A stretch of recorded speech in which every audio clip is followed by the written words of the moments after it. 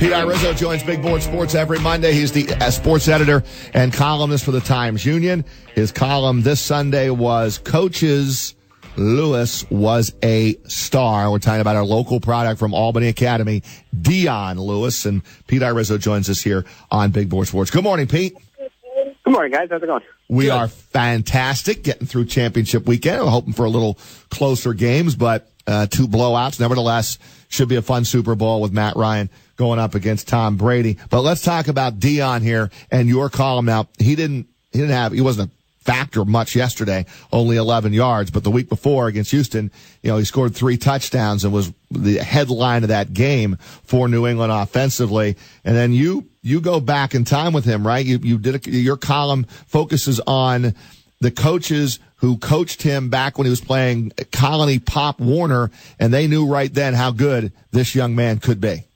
Yeah, apparently he was on a pretty good team, too, that Albany Pop Warner team. One of the coaches would tell me he thinks they had probably 9 or 10 kids who went on to play Division I sports of one kind or another. But they pretty much described it as much like he is now, kind of an undersized guy who was really fast and was good at making people miss and just really loved the game. They actually said that was probably the thing that stood out most. He, more than most 11 and 12-year-olds, he was a guy who just really got it in terms of understanding football and was kind of a student of the game and studied the playbook more than you might expect in your average 11 or 12-year-old too. They definitely had nothing but good things to say about him. Yeah, he interviewed Brian McCoy, one of the assistant coaches on Lewis's team of the 11 and 12-year-olds, and his quote was, when I saw him take that kickoff back, this is against Houston, and he turned the corner, I just knew it. So I knew it. I remember that kind of speed and everything he had going on back in those days. But I'm sure that any of those coaches, right, Pete, that you talked to, are just loving the fact that they maybe had a little bit of a hand when he was a Pop Warner kid of developing his football career.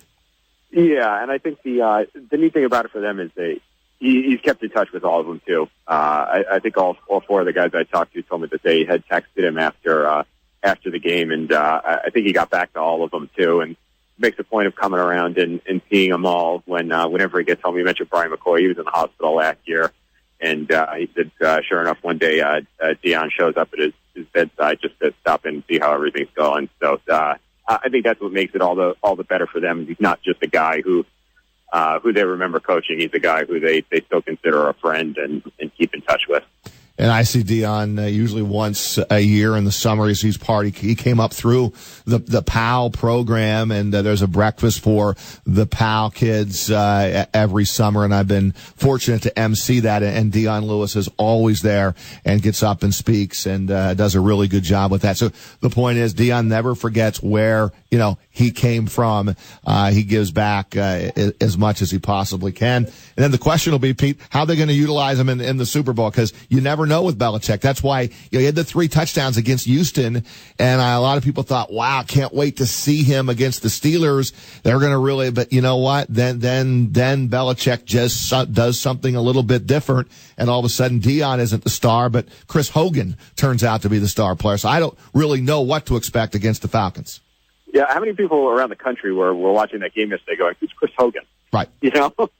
I mean, we know a little bit because, there's so many Bills fans in the area. But, yeah, it's amazing. And then, Lewis 3 touchdowns last week. And then this week, I guess he gets an assist on the flea flicker, right? Yeah. He made a nice flip back to Brady, and Hogan wide open again against that Pittsburgh Steelers defense, who made absolutely no adjustments whatsoever during the course of the game. I don't know that they just didn't know what was going on, but there were no adjustments made by Pittsburgh, and Tom Brady does it again. Is there any question in your mind that Tom Brady is the best quarterback of all time? And how about we take it one step further? If he wins a 5th Super Bowl, will he be the best player of all time? It's a totally fair argument. I mean, you're going to be talking about a guy who's got 5 Super Bowls.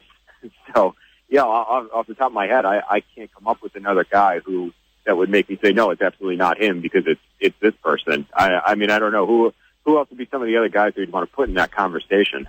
I think like Jerry Rice, Joe Montana. So I feel like he's already there. Yeah, Montana, Rice, go way Emmitt back. Smith, maybe. Jim Brown. You go back way back and before our time, but Jim Brown was pretty darn good and Jim Thorpe was pretty good.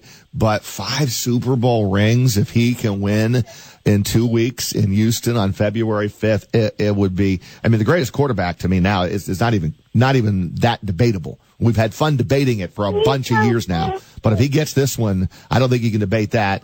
Maybe some will still want to debate greatest player of all time. We need to think about that one. But it's amazing what Belichick and Brady have been able to do. What are your early thoughts, Pete, on Super Bowl? Because Matt Ryan, a lot of doubters on Matt Ryan until perhaps they watched yesterday and what he did to Green Bay and what a 6-game winning streak. He's thrown no picks. He's got like 19 touchdown passes.